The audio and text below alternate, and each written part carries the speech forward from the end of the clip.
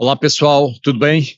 O meu nome é João Brito, eu sou o diretor comercial e de clientes e mercado do Grupo Bittencourt. O Grupo Bittencourt é uma consultoria com 40 anos de mercado, especializada em expansão e gestão de redes de negócios. Hoje nós temos mais um episódio do Bittencourt Cast, o nosso podcast focado em franchising e varejo, e temos um convidado muito especial, o Yuri Miranda, que estará connosco hoje apresentando mais sobre o conceito da Firehouse Subs. Yuri, muito obrigado por estar connosco, e vamos começar aqui com a primeira pergunta. Gostaríamos de entender essa nova empreitada. Como é que ela aconteceu? Quais são os aprendizados? E nos explica também um pouco da sua trajetória ao longo desses anos na parte de food service e franchising. João, obrigado pelo convite, obrigado ao convite também ao Grupo Bittencourt, prazer estar aqui falando sobre a Firehouse. Primeira coisa que eu adorei o formato desse bate-papo aqui, né? Ainda mais com o restaurante atrás, né? E o restaurante atrás já mostra o quanto eu tô enchendo aqui, né? Já mostra, e não é contratado não, tá, gente? É real, estamos ao vivo aqui, estamos ao vivo, tá? Ele já mostra um pouco quanto a gente está entusiasmado com o projeto, né? Você perguntou por que essa nova empreitada? Primeiro, é uma empreitada que tem um sócio que eu já conheço desde a minha vida pregressa, quando eu estava lá fazendo o projeto Burger King, então eu tive um relacionamento muito bom com a RBI, que é o Restaurants Brand International. A RBI ela é dona da marca Burger King, Popeyes, Tim Hortons no Canadá e da Firehouse. Firehouse eles adquiriram recentemente, uma marca que nos Estados Unidos tem cerca de 30 anos, e eles adquiriram há uns 4 anos e começaram o processo internacional. Então, depois... junto com o 3G também? Junto. Um dos acionistas da RBI é o 3G. O pessoal do 3G. Então, a gente teve um relacionamento muito próximo, todo o projeto lá do Burger King, até virar a Zamp. Eu fiquei lá até o final de 2000, na verdade, até o comecinho de 2024. Eu fui CEO por 12 anos, depois fui para o conselho, e eu saí do conselho em abril de 2024 para começar esse projeto aqui. Então, um pouco do conhecimento do mercado brasileiro, o quanto ele é grande, o quanto ele cresce, o mercado de fast food, o mercado de quase 140 bilhões de reais, que cresce a um CAGR aí de quase 10%. E quando a gente olha para essa marca e vê a oportunidade que você pode trazer para o mercado brasileiro em uma categoria que cresce bastante, que é a categoria de subs padaria, que é hoje a categoria de maior ocasião de consumo no Brasil. É 1/3 da ocasião de consumo, principalmente pelas padarias, vem disso. Quando eu falo de subs, não tem hambúrguer dentro. Então, sanduíches não tem hambúrguer dentro. Então, em termos de ocasião, é uma ocasião que cresce bastante. E com a oferta dessa marca, com produtos como pastrame, como brisket, roast beef, presunto com mel, é algo que eu acho que vai cair muito bem no paladar do brasileiro. Ô Yuri, e você como CEO do BK por 12 anos, me conta um pouco desses aprendizados que você está trazendo aqui para o Firehouse. Olha, tem uma coisa que parece até que é interessante, que eu diria que as pessoas vão dizer que é coincidência. Lá, quando a gente começou o projeto, em 2011, existiam 12 pessoas. E a gente dizia na época que a gente ia abrir 1000 restaurantes. E as pessoas chamavam a gente de todos os nomes que o sonhador, maluco, não pode, o principal concorrente tem metade disso, já está aqui há 30 anos. E a gente aprendeu que um mercado bem estudado, eu gosto bastante de estudar antes o projeto, com a marca correta, produto certo, mas o principal fator que eu aprendi lá nesse projeto foi time, gente. Lá a gente começou com 12 pessoas, coincidentemente aqui a gente também está começando com 12 pessoas, com pessoas que eu conheço já há algum tempo, outras novas, mas todas com bastante experiência, e eu fico impressionado com a capacidade das pessoas fazerem quando tem um objetivo, né? Quando eles perseguem, quando tem um bom plano, um bom modelo de negócio, e você desafia as pessoas, é impressionante o que elas conseguem entregar.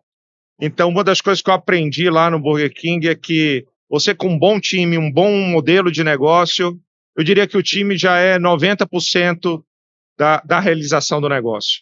E a gente já está começando aqui com pessoas que confia, que tem bastante experiência e que eu não tenho dúvida nenhuma que com esse modelo de negócio vai dar bastante certo. E nós estamos falando aqui em off que, para além de ter um time bem enxuto, no entanto, você já tem uma estrutura bem parruda aqui para dar suportes para já uma loja, futuramente a 2 lojas, mas me conta como é que você se estruturou dessa forma antes de começar a crescer, porque eu sei que os planos de expansão são grandes. Como é que você já começa com tudo isso estruturado? João, quando você tem um plano para ter não 1, 2 ou 10 restaurantes, mas quando você tem um plano como o nosso, de querer ter 500 restaurantes em 10 anos, tem certas coisas que se você for decidir implementar no meio do caminho, sinceramente, você já vai estar em um estágio em que talvez a implementação não seja possível, você vai perder 1 ano de negócio tentando implementar. Posso te dar um exemplo, né? Quando você pensa em um IRP, né? Pega um SAP ou um TOTUS ou qualquer outro IRP. O mais comum é que as pessoas tentem implementar isso para ter um controle de uma operação, né? Com alguns anos. E o mais comum também é que quando você implementa, no ano que você implementa, você perde o resultado e vai para o board dizendo, olha, foi a implementação do IRP que a gente perdeu o resultado e aí você leva mais 1 ano para consertar. A gente acredita que um negócio, ele precisa nascer com as bases sólidas, com a estrutura sólida, que te dê visão do negócio desde o começo. E aí eu estou falando de a sua visão de COGS, CMV, sua visão de produtividade, seus sistemas completamente integrados, onde você possa ter uma noção e mudar preço, ou medir qual foi o resultado de uma promoção, de uma estratégia. Tudo isso que a gente vê aqui, por exemplo, da marca, produtos novos, posicionamento de preço, eles foram pensados em cima de pesquisas. Pesquisa é muito bom, mas quem vai dizer se funciona ou não são os consumidores que estão aqui. E você precisa captar esse aprendizado muito rápido. Muito rápido, você tem que ter dado, mas não é só ter dado por ter dado, é saber analisar esse dado e saber qual é o efeito das medidas que você está implementando. E para isso tem que estar tudo conectado. E você tomar essas medidas depois, ou tomar medidas sem ter a visualização desses dados, você pode estar tomando uma direção errada. E tomar uma direção errada com 200 restaurantes, você está levando para um lado que para corrigir é muito mais difícil. Então, corrigir no começo é mais fácil. É por isso que a gente desenvolveu um sistema de POS que está conectado ao menu board, que está conectado com os quiosques, que está conectado com o sistema de produção. Então, o consumidor hoje, quando pede alguma coisa, diz, por exemplo, olha, eu quero um sanduíche de brisket, mas eu gostaria de colocar mais queijo. A gente vai estar saindo lá o nome do consumidor, vai dizer o que ele quer e a gente vai ter noção exatamente de qual é o consumidor que quer mais ou menos queijo. Tá? Até para depois ajuste de produtos necessário, etc., para vocês depois poderem saber tropicalizar aqui com o gosto brasileiro. Exatamente. A gente tem, vou dar um exemplo muito interessante. A gente tem 3 semanas aqui de operação, 3 semanas apenas. E a gente tem 2 tipos de pão. São 3 tamanhos com 2 tipos de pão. Um que a gente chama pão do chefe, que é um pão de centeio com mel. E o outro pão, que é um pão original. Né? E aí, nos Estados Unidos, você tem os nomes em inglês. E a gente traduziu, por exemplo, o nome do pão original aqui, que lá era pão branco, a gente colocou aqui pão branco. E o pão que lá é marrom, a gente chamou aqui de pão do chefe. Você tinha 80% de pão do chefe e o pão branco tinha 10%, que as pessoas não entendiam exatamente o que é um pão branco. Pão branco é pão branco. Sim. Só que esse pão branco ele é uma receita original, que ele é bastante leve. E a gente aí parou e disse, olha, as pessoas não estão entendendo o que quer dizer só pão branco. E a gente foi lá e disse, pô, mas essa é a receita original do Firehouse. É o pão original. É o pão original. E aí mudamos o nome para o pão original e o pão do chefe, que é com mel e com centeio. Essa simples mudança equilibrou as vendas já em o que estava 80-20 virou 50-50. E isso você só consegue quando você tem dado e você mede muito rapidamente, você consegue ver o resultado. Ô Yuri, você falou aí na sua fala sobre a marca. Firehouse, ela não é tão conhecida aqui no Brasil, no entanto já tem 1.200 unidades. Conta um pouco dessa história da empresa, como é que ela surgiu, qual é o DNA dessa empresa? O DNA da Firehouse, pelo próprio nome, é interessante, né? Firehouse vem do inglês, né? Bombeiros. E ela foi criada por 2 irmãos bombeiros há 30 anos, eles realmente eram bombeiros, e eles queriam, como você no quartel não tinha tempo e as coisas que aconteciam, eles queriam uma comida muito boa, saborosa e que fosse rápida ali no quartel. E aí tiveram a ideia de fazer sanduíches, subs, né? Começou dentro do quartel. Começou com eles criando com essa ideia de dizer, poxa, os bombeiros precisam comer alguma coisa, muitas vezes não tem tempo de sair, pô, vou criar alguma coisa gostosa. E aí criaram essa marca, tanto é que nos Estados Unidos, e aqui também a gente tem alguns elementos, por exemplo, ali você vê ali Everyday Heroes,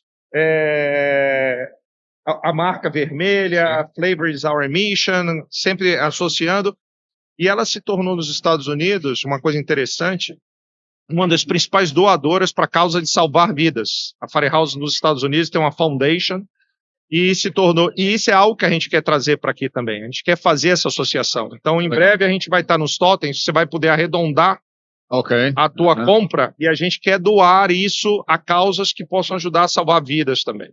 Tá? Então, essa conexão é algo que a gente quer levar para o futuro também. Que legal. E vocês têm uma estratégia de crescimento em shopping, nós estávamos falando sobre isso, que é um pouco diferente daquilo que é a estratégia de crescimento fora ou lá nos Estados Unidos. O porquê? Qual é a razão para começarem dentro de shopping diferente daquilo que acontece nos Estados Unidos, por exemplo? É uma ótima pergunta. O shopping no Brasil, o Brasil tem mais de 700 shoppings. Vamos falar um número redondo, o número é maior que esse, mas vamos falar em 700 shoppings. O shopping no Brasil ele tem um papel interessante, ele não é só um centro de compras, ele é um centro de lazer também, né? Então você tira aqui pela Praça de Alimentação, a gente está no Shopping Internacional Guarulhos, você tira não só a Praça de Alimentação, ali na esquerda você tem quase que um play center ali, toda uma parte de games, de negócios, cinemas, tá? E você acrescenta isso, João, uma coisa que a nossa sociedade tem sofrido bastante, que é a questão da violência, da segurança.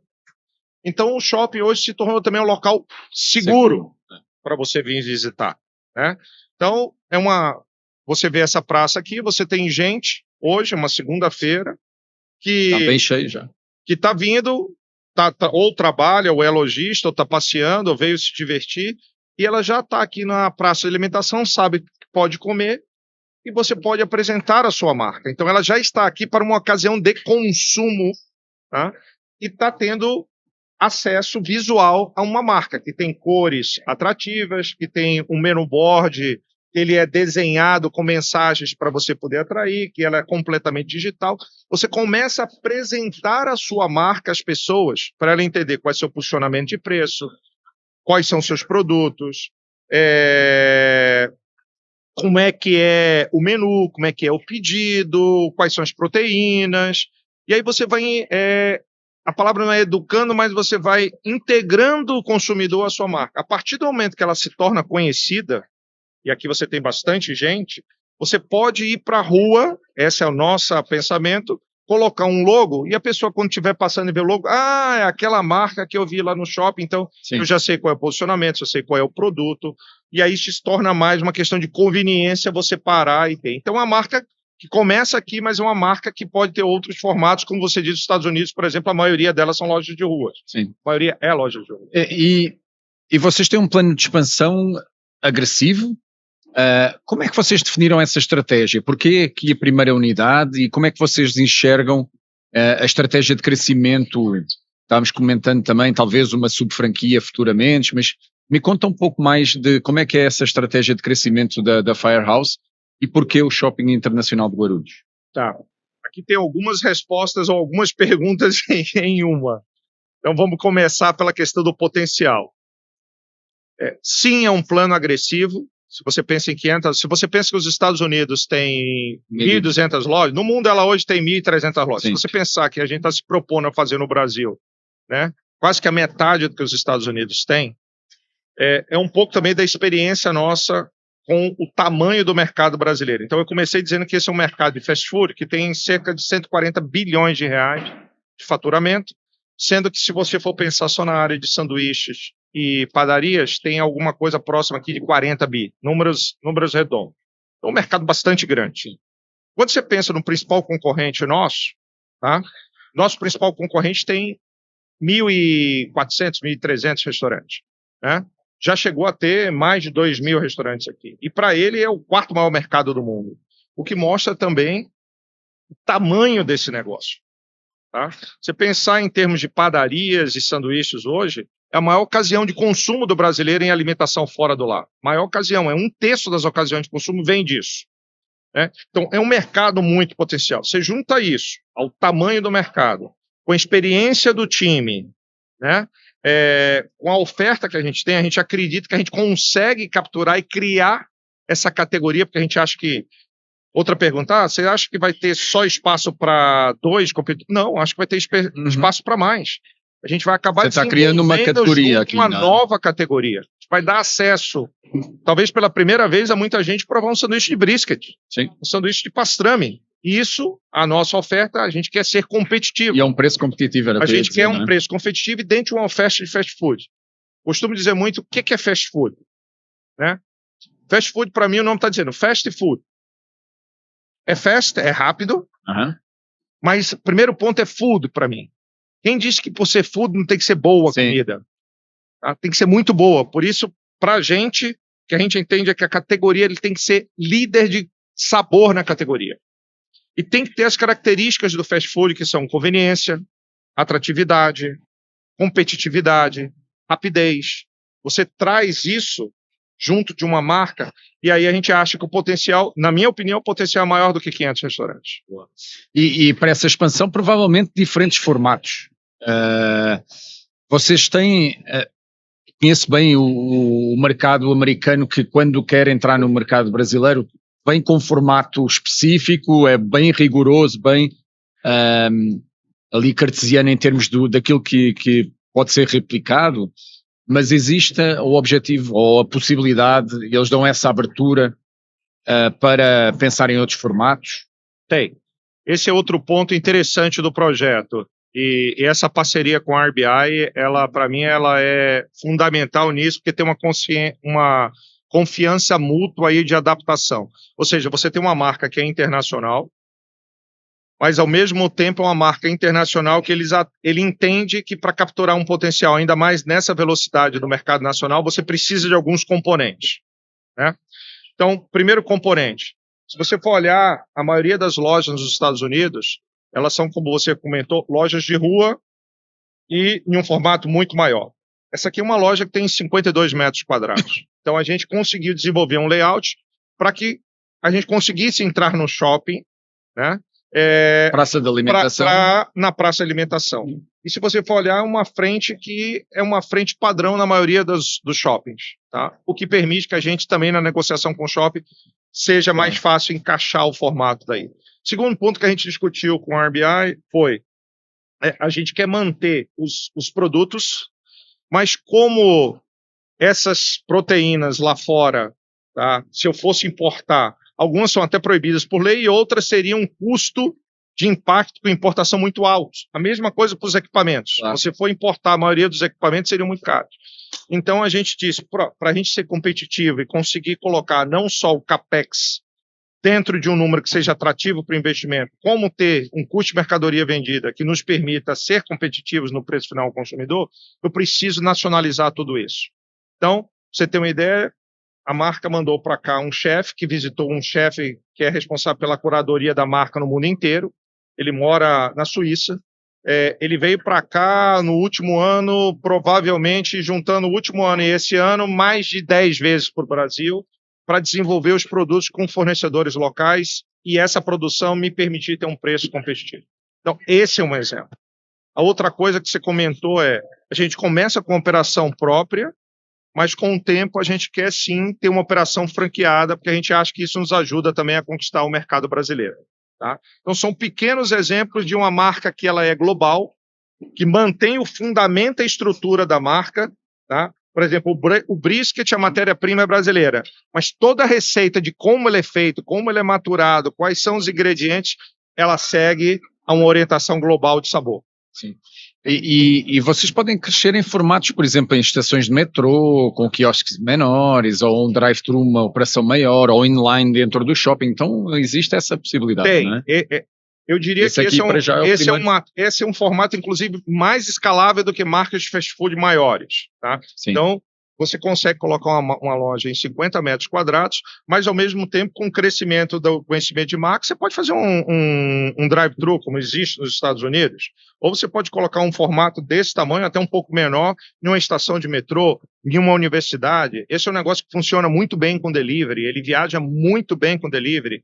Catering é um negócio também que, para esse tipo de sanduíche, você está querendo uma reunião de trabalho, ou está querendo assistir um jogo, um catering funciona muito bem. Aliás, é muito comum isso nos Estados Unidos, você comer esse tipo de sanduíche, que é uma coisa leve, alimenta, e no meio do dia você não fica com aquela sensação de estar saciado, né, pesado. Então, é um negócio que também, como catering, funciona muito bem. Boa. Eu enxergo aqui que essa operação ela é muito tecnológica, não é? Esses totens aqui de autoatendimento. Que outra tecnologia vocês têm aqui? Olha, tem coisas interessantes. Primeiro, os totens de autoatendimento, como você pode ver que a gente queria dar uma experiência ao consumidor que fosse digitalizada e fácil, e ainda mais por ser uma marca nova. A gente gastou muito tempo em... Não tem ninguém explicando o produto, não é? A gente coloca uma pessoa explicando, principalmente nos finais de semana, onde o fluxo é maior. Tá? Mas a gente já mediu e o tempo de transação que uma pessoa está levando no totem para fazer um pedido é menos de 1 minuto. E por que menos de 1 minuto? A gente gastou muito tempo, mas muito tempo no desenvolvimento que se chama UX, User Experience, do totem. A gente trabalhou cada um dos passos. A foto tinha que ser rápido, tinha que ser intuitivo, as pessoas precisavam navegar muito bem, menos passos para você chegar onde você quer, e ao mesmo tempo poder apresentar os produtos. Esse POS foi desenvolvido internamente? O software foi desenvolvido com uma empresa local. Tá? A gente pegou uma empresa local, disse quais eram as nossas necessidades e você fez. Tá? Os totens, eles são conectados com a cozinha. Sim. Então, quando você faz o pedido aqui, já sai na cozinha o nome do cliente, exatamente o que ele quer. Você vê que são estações de produção diferentes, então, dependendo de o que faz a estação, a parte do pedido vai para cada estação para agilizar o processo. Então, por exemplo, eu disse que eu tenho 3 tipos de pão em termos de tamanho e 2 tipos em termos de sabor. O original e o do chefe. E 3, 10 centímetros, 15 centímetros, 30 centímetros. Então, se você pede um sanduíche, o tipo do pão vai para a estação, vai para a tela da estação que faz o pão. Né? Quem faz a parte proteína... essa é outra parte interessante aqui de tecnologia. A forma de cocção da Firehouse é uma forma diferente. Ela usa vapor quente para aquecer a proteína e o queijo, que elas mesclam, tá? E sem perder a suculência. Isso é uma tecnologia proprietária aqui. Tá? Então, tem essa tecnologia também. Tá? E depois você pode acompanhar na tela de pedidos, você pode acompanhar se o produto está em preparação, se ele já está pronto, se ele já foi chamado e você por acaso não ouviu. E a gente quer trabalhar mais nisso e no futuro quer ter tudo isso, por exemplo, no celular do cliente. Através do aplicativo da Firehouse. Por isso. E você falou um pouco de delivery. Hoje já começam a atender delivery? Não, a gente deve começar delivery em cerca de 40 dias. A gente queria primeiro medir a experiência aqui como é que funcionava a parte, e aí a gente em 40 dias deve estar começando com delivery. Boa. Mas todo o sistema já está preparado para isso. Excelente. Yuri, onde é que você enxerga a Firehouse nos próximos 5 a 10 anos? Onde é que você vê o posicionamento da marca, o crescimento? Eu sinceramente vejo ela num lugar muito especial na cabeça e no sabor do brasileiro. Eu tenho certeza que esse tipo de produto, brisket, pastrame, a gente tem produtos veg, por exemplo, que são muito gostosos, com mushroom, com cogumelos, etc. Eu vejo ele em um lugar muito especial. Um sanduíche, ele é um produto mais eclético do que outros fast foods. Você pensar que, sem desmerecer de maneira nenhuma, porque eu acho que todos têm o seu local, mas você come um sanduíche no café da manhã, né? Pode ser um sanduíche simples com queijo e presunto, você almoça um sanduíche se você quiser uma proteína, você janta uma proteína, Você tem sanduíches que são mais indulgentes, tem sanduíches que são mais light. Então, você tem uma categoria que eu acho que ela ainda é pouco explorada no Brasil. Pouco explorada. Então, eu acho que ela vai ganhar um protagonismo mais interessante. Eu acho que essa marca, com o time, com a proposta, tem tudo para ser a líder na categoria e puxar essa categoria. Então, eu imagino ela em 10 anos, sinceramente, como uma líder na categoria de sanduíche, trazendo para o brasileiro produtos que ele até então tinha acesso em padarias muito premium. Yuri, e nós na Bettencourt temos bastante experiência trazendo marcas internacionais para o mercado brasileiro, e entendemos que muitas delas têm desafios gigantes se estabelecendo no mercado, muitas delas entram e saem, depois se fala até internacionalmente que tem que esperar 20 anos para voltar a entrar no mercado. Onde é que você vê os maiores desafios dessas marcas globais entrando no mercado nacional? É um mercado complexo, não é o Brasil? Ele é um mercado muito grande e eu diria que o entendimento... Se você pensar que uma marca internacional, ela tem um apelo em si. Então, o brasileiro gosta de... Se você for pelo shopping, não são só as marcas de fast food que são internacionais. Tem que ter marca internacional Sim. Em todas as categorias. Automóveis, eletrodomésticos, roupa. Então, é uma coisa que acaba atraindo o brasileiro, né? Você se sente atraído por essas marcas internacionais. Por outro lado, a marca internacional ela precisa entender também que tem algumas coisas que são muito específicas do brasileiro. Tá? E se você não se atentar ao gosto do brasileiro e querer impor a ele, dizer, não, deu certo nos Estados Unidos, ou deu certo na Ásia, vai dar certo no Brasil desse jeito, e não escutar o consumidor e achar que um board, entendeu? Ou os executivos, porque tiveram sucesso nos Estados Unidos, sabem exatamente a receita do sucesso. Tá? Eu gosto muito de ouvir o consumidor. Por exemplo, nós colocamos isso aqui funcionar, não tem 3 semanas, e a primeira coisa que a gente fez, pesquisamos tudo, mas estamos aqui pesquisando os consumidores e vamos entender o que eles acharam. Porque se eles disseram que, olha, precisa ajustar A, B ou C, por mais que eu queira ou a marca ache, quem vai ter o sucesso da marca é o consumidor. E muitas vezes uma marca internacional não tem esse ouvido e essa sensibilidade para... Lógico que você vai preservar o core business, né? Core business você vai funcionar. Eu não vou impor o molho americano ao brasileiro se ele não gostar. Então, esse tipo de sensibilidade as marcas precisam entender. Esse é o primeiro. O segundo que as marcas internacionais geralmente não se atentam é que a parte tributária no Brasil ela é complexa.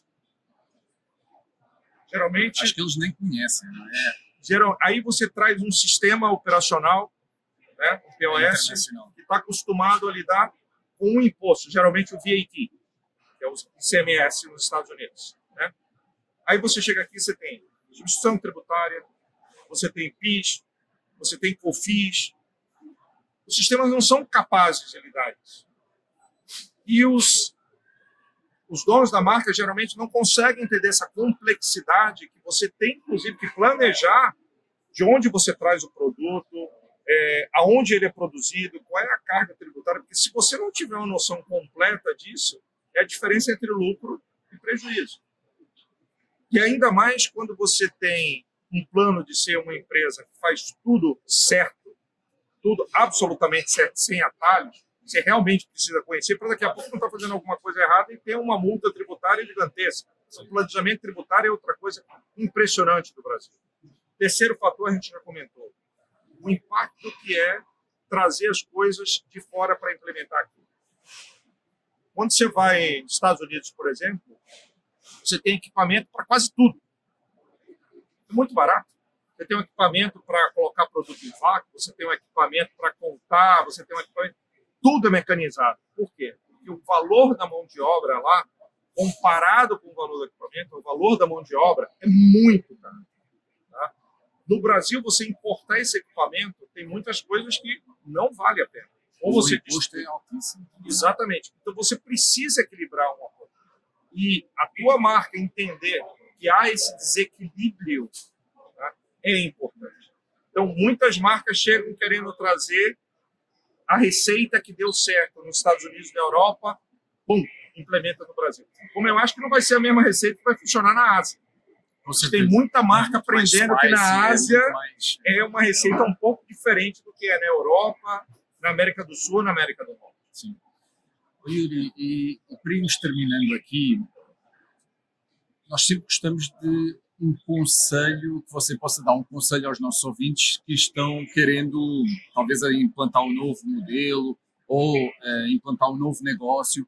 Que conselho você daria para empreendedores de primeira viagem, para eles não errarem, ou pelo menos errarem menos, para começar um negócio? Como Errar você está vai começando errar. aqui, não é? Errar, não tenha dúvida que vai errar. Tá? Errar vai errar. Cometer erro faz parte do processo. Mas eu costumo dizer que errar uma vez é aprendizado. Tá? Agora, é burrice se você não aprender com ele e cometer o mesmo erro 2 vezes. Então, para mim, você tem que... Errou, para e aprende. Não aprender, você só gastou dinheiro. Isso é o primeiro. Segundo, tem muita gente que me pergunta o seguinte: a 15% de taxa Selic, como você faz um projeto desse tamanho? Tem que olhar para frente. Tem que olhar para frente, tem que acreditar. Acreditar em quê? No teu modelo de negócio. A gente estava falando aqui no intervalo o quanto eu gosto de estudar o modelo de negócio antes de entrar nele. E quanto eu gosto de estudar, principalmente, qual é o efeito, quais são as mudanças necessárias no mercado brasileiro, com um pouco da experiência que a gente adquiriu. Não acho que gastar tempo procurando entender, tá, é perda de tempo, é investimento. Converse. Tenha certeza que alguém já passou por aquilo que você vai passar e não tenha vergonha de ir lá e perguntar a essas pessoas. Tenha humildade para... Vou te dar um exemplo. Quando a gente começou o outro processo do Burger King, uma das primeiras coisas que eu fiz, eu conhecia o CEO do Einstein. No hospital. Sim. No hospital. Peguei o telefone, liguei para ele e falei: posso ir aí te visitar? Porque a gente está começando aqui o projeto do Burger King. Ele falou: mas Burger King, no hospital, o que você vai fazer aqui? Mas você está me pedindo, pode vir. O que você quer? Então, eu queria que você me apresentasse ao pessoal de treinamento teu. Tá bom, Yuri, vem cá. Peguei meu sócio de operações, a minha sócia de gente de gestão, fomos os três, passamos uma manhã lá no Einstein. E ficamos lá conhecendo. No final, ele me chamou e disse: e aí, como foi a semana? Como foi o dia? Eu falei: excelente, vi tudo que eu queria, mas agora me explica, o que você veio fazer aqui? Eu disse para ele: você aqui não pode cometer um erro. Porque se você trocar o remédio, você mata alguém. Se você der uma dosagem maior do que a recomendada, você mata alguém. Se você não limpar os quartos, Você vai ter uma epidemia. você vai ter uma epidemia. Eu já fui seu cliente várias vezes aqui. Tá? Eu nunca vi um lugar tão limpo, tão arrumado, com tanto processo. Ele, é verdade, o que isso tem a ver com o teu negócio? Eu faço um produto aqui dentro que eu tenho que acertar a receita. Se eu botar mais gramas ou menos gramas do que está na receita aqui, eu destruo minha margem. Se eu botar alguma coisa que o cliente não pediu, se eu botar uma cebola e ele pedir para tirar a cebola, eu vou perder um cliente. Eu trabalho com comida. Se isso não for limpo, como é um hospital, eu posso ter uma crise de infecção de alimentação aqui dentro. E aqui é uma pressão branca, né? Então, limpa. Tem que ser. Né? E quarto, eu tenho pessoas novas que não são médicos, porque aqui você pode imaginar que você tem médicos que são mais graduados, mas você também tem um pessoal que talvez não seja médico. São pessoas que você trouxe que teve que ensinar tudo isso. Eu tenho que ensinar todo mundo a fazer isso, a seguir padrões. Então, humildade para tentar ver a correlação com outros negócios, o que você pode aplicar. E, por último, coragem de investir. Tendo um time que conjuga com você a tua visão, esse é o mais importante para mim, de todos. Um time que esteja junto com você no barco, que acredite no teu projeto. Se não acreditar, não pode estar. Porque sozinho você não vai fazer. Yuri, fantástico, foi uma conversa absolutamente incrível, acho que muito rica em termos de informações, e esse conselho final é é fantástico para quem está começando não só a crescer, mas também a montar o seu próprio negócio. Yuri, obrigado. Espero que vocês tenham gostado. E venham conhecer o Firehouse. Sem dúvida. E para você que nos ouve, continue nos acompanhando. O Bittencourt Cast traz sempre o melhor do universo de negócios, varejo e franchising, e para você escalar o seu negócio. Nos vemos no próximo episódio. Um abraço. Obrigado.